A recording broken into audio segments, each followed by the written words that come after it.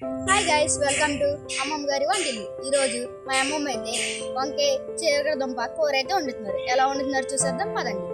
ముందుగా అరకిలో వంకాయలు, పావు కిలో చిలకడ దుంపలు, 2 ఉల్లిపాయలు, 3 పచ్చిమిరపకాయలు కట్ చేసి పెట్టుకుందామండి. ఇప్పుడు స్టవ్ మీద ఒక కడాయి పెట్టుకొని 2 టేబుల్ స్పూన్స్ ఆయిల్ పోసుకుందామండి.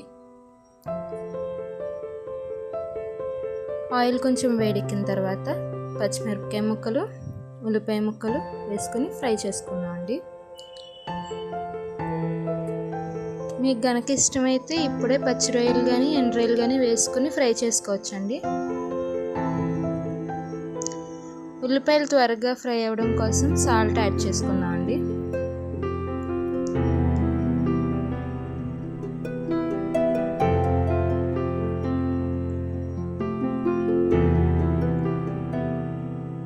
ఉల్లిపాయలు వేగిన తర్వాత వంకాయ ముక్కలు కూడా వేసుకుని ఫ్రై చేసుకుందామండి.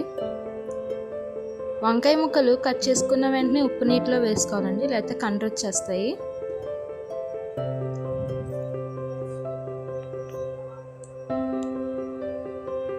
ఇప్పుడు ఒకసారి అన్నీ కూడా బాగా కలిసేలా కలుపుకుందామండి.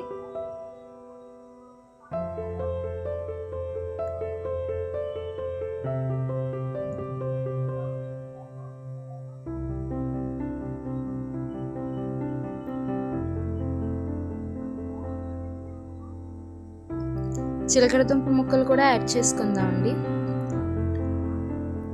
వంకాయల్లో పీచు పదార్థం ఉండడం వల్ల అరుగుదలకు చాలా మంచిదండి.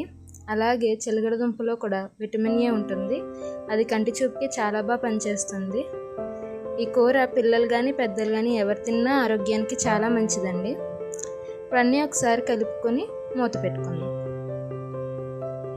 కొంతసేపు అయ్యాక మూత తీసుకొని చూస్తే ముక్కలు 50% అయితే ఉడుకుంటాయండి. ఒకసారి అన్నీ బాగా కలిసేలా కలుపుకొని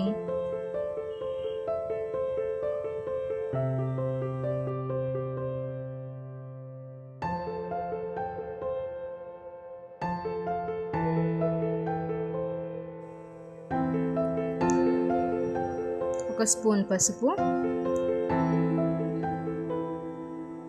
3 స్పూన్ల కారం కూడా వేసుకుందామండి.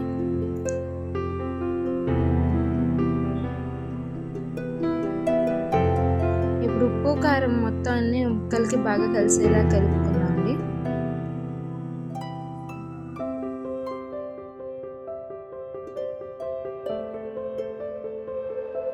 ముక్క మునిగే వరకు అయితే నీళ్లు పోసుకోండి.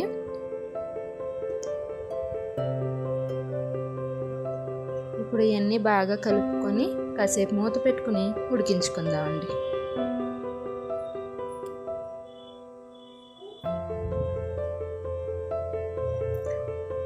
కాసేపు అయ్యాక మూత తీసి చూస్తే ఇలా ఆయిల్ సపరేట్ అయి ఉంటుందండి.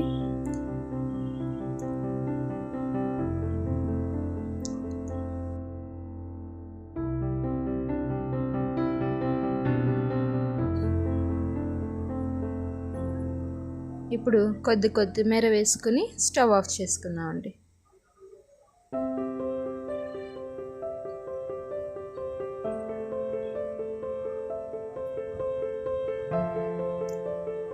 అంతేనండి, మన టేస్టీ అండ్ ఆరోగ్యమైన వంకాయ చిలకడ దుంప కర్రీ అయితే రెడీ అయిపోయింది. ఇది ఫ్రెండ్స్, ఇవాళ వీడియో మీకు నచ్చితే లైక్ చేయండి, షేర్ చేయండి, సబ్స్క్రైబ్ చేయండి, కామెంట్ చేయండి. ఉంటాం మరి.